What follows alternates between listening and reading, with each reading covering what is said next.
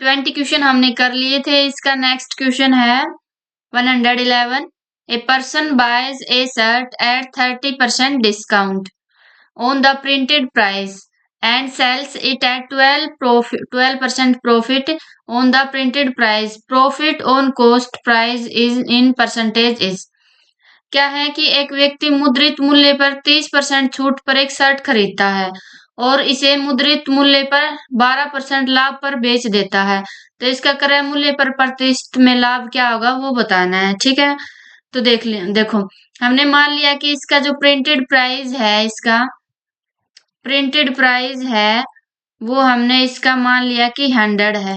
ठीक है, अब क्या करता है, इसको 30% डिस्काउंट पे वो क्या कर लेता है, खरीद लेता है। ठीक है, एक शर्ट को खरीदता है कितने, 30% डिस्काउंट पे खरीदेगा। तो इसका 100 में से 30% डिस्काउंट हो जाएगा तो कितना बचा, 70। 70 में वो क्या करता है, खरीदता है, यानी 70 इसका कॉस्ट प्राइस हो गया। ठीक है, अब क्या करता है वो 12% प्रॉफिट किस पे, प्रिंटेड प्राइस पे ही 12% प्रॉफिट पे वो बेच देता है इसको। ठीक है, तो इस प्रिंटेड प्राइस का 12% प्रॉफिट कितना हो गया, टोटल 112 हो गया, इस पे वो बेच देता है, यानी ये हो गया उसका सेलिंग प्राइस। अब क्या बताना है, इसका क्रय मूल्य पर लाभ बताना है कि लाभ कितना प्रतिशत हो गया। देखो इसने कॉस्ट प्राइस यानी 70 में खरीदी और 112 में बेच दी, तो कितने का लाभ हुआ है इसको, 42 का।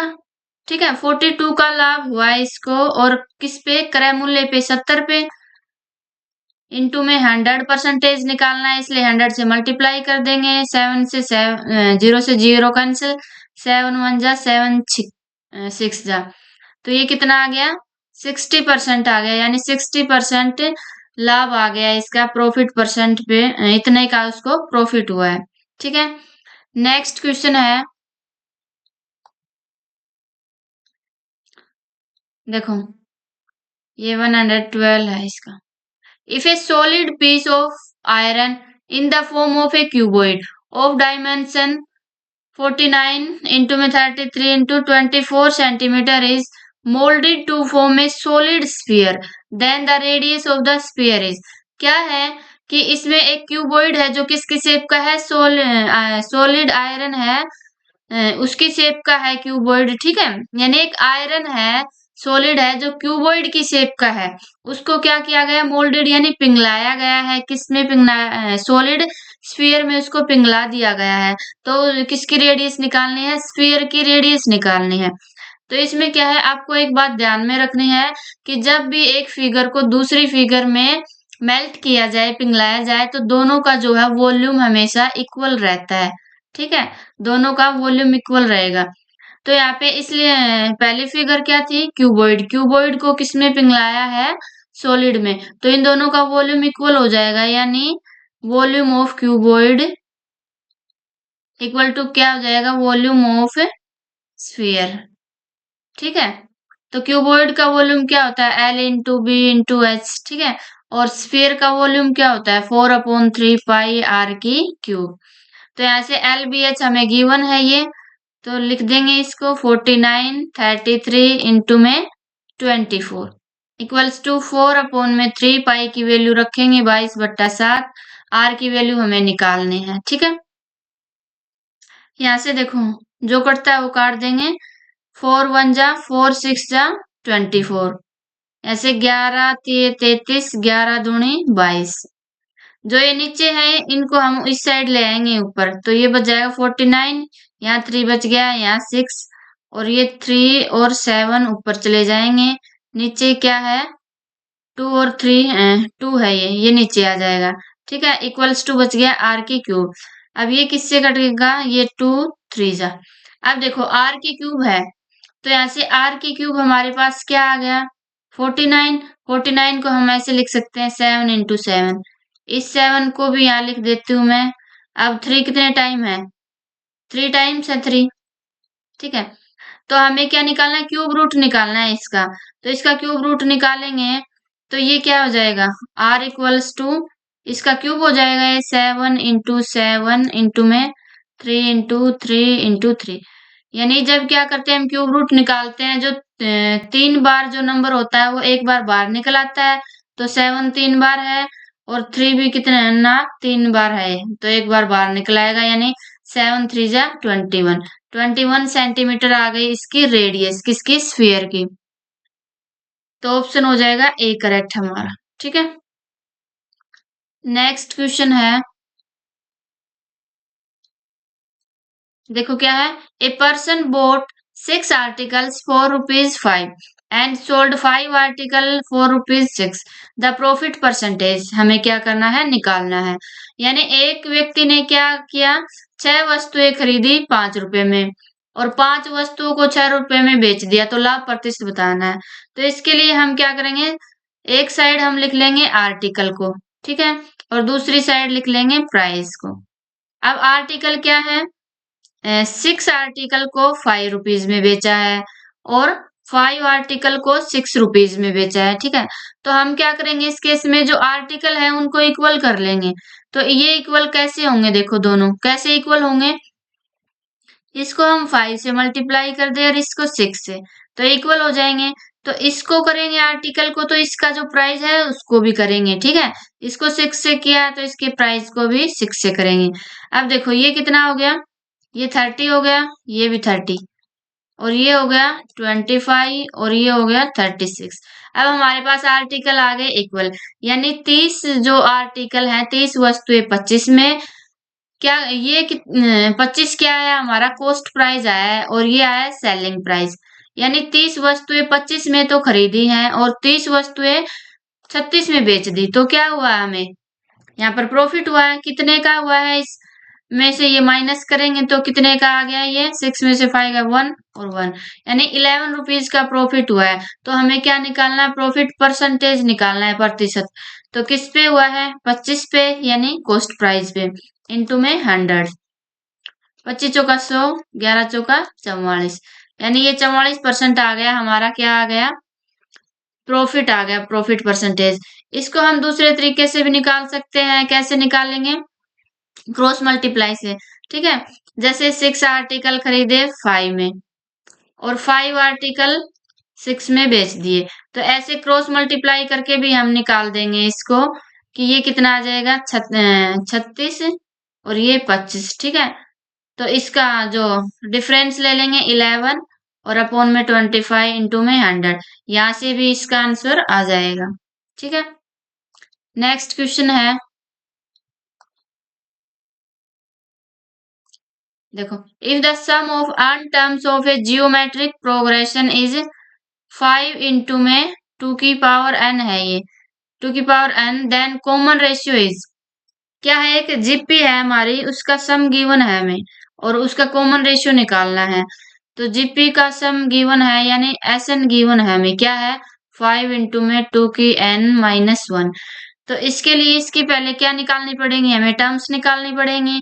तो इसके लिए S1 S2 निकालना पड़ेगा। तो सबसे पहले हम n की वैल्यू पुट करके ऐसे 1 2 3 4 पुट करके हम वैल्यू निकालेंगे। तो यहाँ से S1 कितना आ जाएगा, यानी n इक्वल टू 1 पुट करेंगे तो 5 और 2 माइनस में 1, तो ये कितना आ जाएगा, 5 2 माइनस में 1 1, यानी 5 आ गया। S2 कितना आ जाएगा, 5 2 की 2 माइनस 1, 5 तो 2 की 2 क्या होता है, 4 होता है, 4 माइनस 1 3, 5 3 जा 15। ऐसे ही S3 निकालेंगे, S3 क्या आ जाएगा, 5 इंटू 2 की 3 माइनस 1 इक्वल टू क्या आ जाएगा, 5, 2 की 3 8 होता है, 8 माइनस 1 क्या हो जाएगा, 7, तो 5 7 जा 35। ये हमारे पास टर्म आ गई S1 S2 S3। अब देखो जीपी सीरीज में जीपी हो या एपी हो, उसमें जो है जो फर्स्ट टर्म होती है A1 वो S1 के इक्वल होती है। ठीक है, तो यहाँ से A1 आ गया हमारा, कितना आ गया, S1 के इक्वल। S1 क्या है, 5 है, और जो सेकंड टर्म होती है वो किसके इक्वल होती है, S2 माइनस S1 के।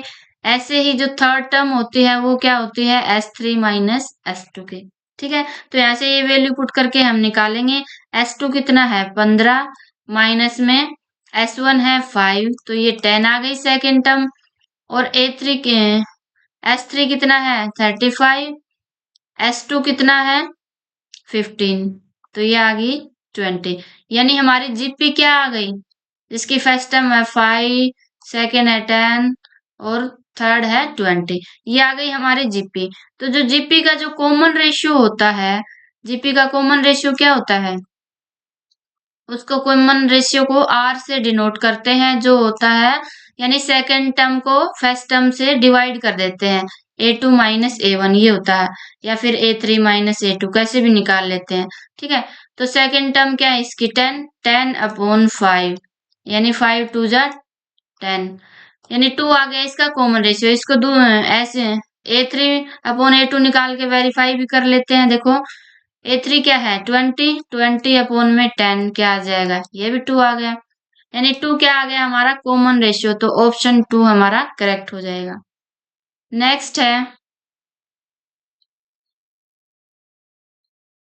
देखो 15 क्या है 115, a side of a square plot is 150 metre long, inside the plot 3.5 metre wide path is constructed all around the sides, the area of the path is, क्या है कि एक वर्गाकार भूखंड है, ठीक है, वर्ग की शेप में एक प्लॉट है जिसकी साइड है 150 मीटर, और उसके अंदर जो है 3.5 मीटर का एक क्या बनाया गया है, पाथ बनाया गया है, यानी चौड़ा रास्ता बनाया गया है। तो हमें उस रास्ते का जो है एरिया निकालना है। तो इसकी हम फिगर बनाएंगे। सबसे पहले देखो, पहले ये स्क्वायर है एक, ठीक है, ये स्क्वायर है जिसकी जो है साइड है कितनी है 150, ऑल साइड है इसकी 150, स्क्वायर है तो ऑब्वियसली ऑल साइड इक्वल होंगी। और इसके अंदर ही क्या बनाया गया है, इसके अंदर एक रास्ता बनाया गया है, जो वो भी किसकी शेप में है, स्क्वायर की शेप में है, ठीक है, उसकी जो साइड है वो कितनी है 3.5, सभी क्या होंगे इसके 3.5 होंगी। ठीक है, हमें ये निकालना है, इस रास्ते का जो है एरिया निकालना है, ये क्या होगा। ठीक है, तो क्या करेंगे हम, देखो इस बड़े वाले स्क्वायर का एरिया निकाल के हम किस में से क्या माइनस कर देंगे, इस छोटे वाले स्क्वायर का एरिया माइनस कर देंगे। ठीक है, तो हमारे पास ये पाथ का एरिया आ जाएगा। तो देखो जो साइड है वो इसको नाम दे देते हैं ABCD, ठीक है, ये ABCD और ये EFGH। ठीक है, तो एरिया जो है किसका, एरिया ऑफ ABCD का एरिया क्या आ जाएगा 150 इंटू में 150, ठीक है, और इसका क्या आ जाएगा, देखो छोटे वाले का, ये पूरी साइड तो कितनी है 150 है, ठीक है, लेकिन यहाँ से यहाँ तक कितनी है, ये 3.5 और ये भी 3.5 है, तो इस पूरी में से 3.5 प्लस 3.5 माइनस हो जाएगी, तो यानी इसकी साइड कितनी बचेगी 7 माइनस हो जाएगी, तो इसकी बचेगी 150 में से 7 माइनस हो जाएगी 143 बचेगी इस छोटे वाले स्क्वायर की। ठीक है, तो इसका एरिया कितना आ जाएगा 143 इंटू 143, तो जो एरिया पाथ का एरिया क्या आ जाएगा, एरिया ऑफ पाथ 150 इंटू में 150 माइनस 143 इंटू 143, ठीक है, ये आ जाएगा हमारा एरिया। तो ये क्या बन गया, ये ऐसे है 150 का स्क्वायर माइनस 140 का स्क्वायर, तो ये क्या आ जाएगा 1, एक बार ऐड कर लेंगे एक बार माइनस कर देंगे, क्योंकि हमें पता है ए स्क्वायर माइनस बी स्क्वायर क्या होता है, ए प्लस बी इंटू में ए माइनस बी, ये हो जाएगा कितना हो जाएगा प्लस में 143 और 150 माइनस में 143, ये हो जाएगा 2 9 और 2 इंटू में 7, ठीक है, तो मल्टीप्लाई करेंगे तो क्या हो जाएगा, कुछ यहाँ पे 3 आएगा, ठीक है, 7 या 21, 9 7 63 और 2 65, 7 दूनी 14 और 6 20, ठीक है, ये आ गया 20 51 मीटर स्क्वायर एरिया। ठीक है, तो ऑप्शन फोर्थ ऑप्शन है करेक्ट हो जाएगा। नेक्स्ट क्वेश्चन है, the probability that in a family of 3 children there will be at least 1 boy, किसकी प्रोबेबिलिटी निकालनी है कि 3 बच्चों के परिवार में, यानी एक परिवार में 3 बच्चे हैं, उनमें से कम एक लड़का हो, इसकी प्रोबेबिलिटी निकालनी है। तो प्रोबेबिलिटी में हम क्या करते हैं, नीचे जो है टोटल पॉसिबिलिटी होती है, टोटल पॉसिबिलिटी वो आती है, और ऊपर जो फेवरेबल केसेस होते हैं, ठीक है, वो आते हैं। तो क्या करेंगे, यहाँ पे टोटल पॉसिबिलिटी निकाल लेते हैं। पहले क्या आएंगे, टोटल पॉसिबिलिटी, ठीक है। तो क्या क्या हो सकती हैं, देखो 3 बच्चे हैं, तीनों में से तीनों बॉयज भी हो सकते हैं, ठीक है, तीनों बॉयज भी हो जाएंगे। एक गर्ल हो सकती है और दोनों बॉयज। अब क्या आ जाएगा, यहाँ बॉयज हो सकता है, यहाँ गर्ल हो सकती है, और यहाँ बॉयज हो सकता है। यहाँ बॉयज हो सकता है, यहाँ भी बॉयज, यहाँ गर्ल हो सकती है, ठीक है। अब यहाँ गर्ल हो सकती है, यहाँ भी गर्ल, यहाँ बॉयज हो सकता है। अब यहाँ बॉयज हो सकता है, यहाँ गर्ल हो सकती है, यहाँ भी गर्ल हो सकती है। अब यहाँ गर्ल हो सकती है, ये बॉयज हो सकता है, यहाँ भी गर्ल हो सकती है। अब तीनों भी क्या हो सकते हैं, गर्ल हो सकती हैं, ठीक है। तो ये केस कितने बन गए, देखो 1 2 3 4 5 7 8, 1 2 3 4 5 6 7 8, 8 पॉसिबिलिटीज बन गई। ये कितनी, टोटल पॉसिबिलिटीज 8। लेकिन हमें किसकी निकालनी है प्रोबेबिलिटी, कम से कम एक लड़का। कम से कम का मतलब है एक लड़का, या इससे ज्यादा भी हो सकते हैं। तो देखो किसमें है, एक या एक से ज्यादा लड़के, इनमें सभी में लड़के हैं, एक हो या एक से ज्यादा, लेकिन इसमें तीनों गर्ल हैं, तो ये नहीं आएगा, बाकी सारे आएंगे, यानी 7 आ जाएंगी। तो हम क्या लिखते हैं नीचे, तो टोटल पॉसिबिलिटी, और ऊपर जो फेवरेबल केसेस होते हैं वो कितने हैं, 7, यानी 7/8 आ गई हमारी प्रोबेबिलिटी। हो जाएगा option number 4 correct. Next question है, देखो the measure of that angle which is 4 times it's supplement.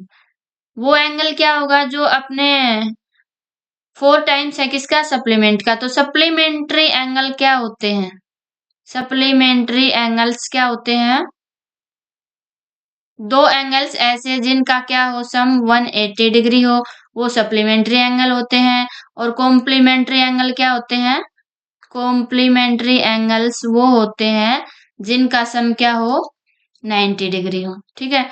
तो इसने कहा है कि वो एंगल जो अपने सप्लीमेंट का 4 टाइम्स हो, हमने मान लिया वो एंगल x है, ठीक है। तो इसका सप्लीमेंट क्या होगा, इसका सप्लीमेंट ये होगा, क्योंकि किसी एंगल का सप्लीमेंट निकालने के लिए 180 में से माइनस करते हैं, तो ये इसका सप्लीमेंट होगा। तो क्या गिवन है कि वो एंगल क्या है, अपने सप्लीमेंट का 4 टाइम्स है, ठीक है। तो यहाँ से इसको सोल्व कर लेंगे, x इक्वल टू आ जाएगा 4 से मल्टीप्लाई करेंगे तो ये आ जाएगा 72 माइनस 4x। ये इधर आएगा तो ये आ गया 5x इक्वल टू इतना। यहाँ से x इक्वल टू आ गया कितना आ जाएगा, 5 1 जा 5, 5 4 जा 5 4 जा, ये आ गया x, यानी x आ गया 144, ठीक है। इसका सप्लीमेंट आ गया। तो हमें क्या निकालना है, measure of that angle which is 4 times it's supplement. तो यही है अपने इसका सप्लीमेंट क्या होगा, 180 में से इसको माइनस करेंगे तो कितना आ जाएगा, 36। तो 36 का ये क्या है, 4 टाइम्स है, तो 144 हो गया ऑप्शन नंबर 2 करेक्ट, ठीक है। अगर आपको मेरी स्पीड ज्यादा लग रही हो तो कमेंट बॉक्स में बता देना। नेक्स्ट है, देखो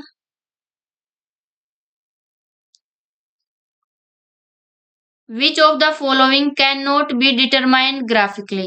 किसको जो है ग्राफ से नहीं डिटरमाइन कर सकते हम, मोड को नहीं कर सकते, या मीन को, या मीडियन को, या इनमें से किसी को भी नहीं।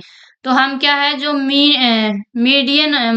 मीन होता है हमारा माध्य के, उसको, सॉरी क्या बोल दिया मैंने, माध्य, माध्य जो होता है उसको हम क्या नहीं कर सकते, ग्राफ से डिटरमाइन नहीं कर सकते, ठीक है।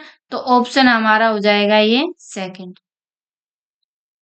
नेक्स्ट देखो, नेक्स्ट क्वेश्चन है,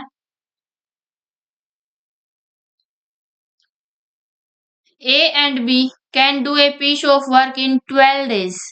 B and C can do in 15 days. C and A can do 20 days. How many days A alone will finish the same work? देखो क्या है,